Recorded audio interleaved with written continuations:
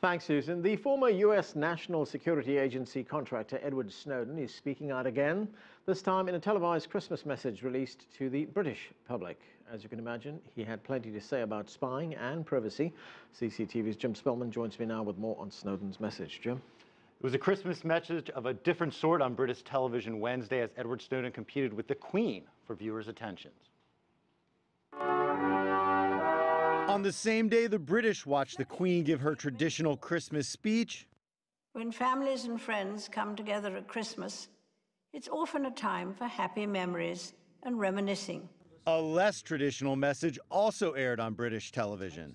Hi, and Merry Christmas. This one by NSA leaker Edward Snowden, speaking from Russia. A child born today will grow up with no conception of privacy at all. They'll never know what it means to have a private moment to themselves, an unrecorded, unanalyzed thought. And that's a problem, because privacy matters. It was this year's installment of British TV network Channel 4's alternative Christmas message, which in the past has featured speakers from Mahmoud Ahmadinejad to Marge Simpson. The friendship between America and Britain is stronger than ever. You're like mini-me to our Dr. Evil. Presenting a different, often thought-provoking take on current events as a counter to the Queen's speech. Snowden is wanted on espionage charges in the U.S., where American authorities say he has damaged U.S. national security. But Snowden used his speech to say he merely wants to promote discussions on matters that affect just about everyone. The conversation occurring today will determine the amount of trust we can place both in the technology that surrounds us and the government that regulates it. Together, we can find a better balance, end mass surveillance, and remind the government that if it really wants to know how we feel, asking is always cheaper than spying.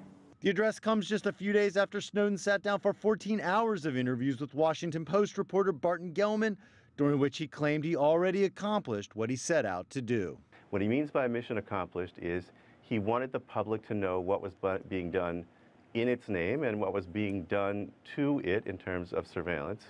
And he wanted it to be possible that decisions be made outside the secret bubble that they had been made since 9/11. Snowden also compared the NSA to the omnipresent Big Brother in the book 1984 by British author George Orwell, saying that even Orwell could not have imagined spying on the level of today's NSA. Anand? Jim, Edward Snowden has kept a pretty low profile since this story broke, several months ago, but now he's all over the place. What's behind that? Yeah, he did this interview with the Washington Post. He's on British television today. And a week or so ago, he wrote an open letter to the Brazilian government implying that he would accept a permanent asylum there. He's got about 7 months left on his temporary asylum in Russia. In the interview with the Washington Post, he said his life in Moscow is like that of an indoor cat. So maybe he's just getting restless. We'll have to see, but he's definitely upped his profile in these last few weeks on it. Okay, thanks, Jim. Jim Spellman there.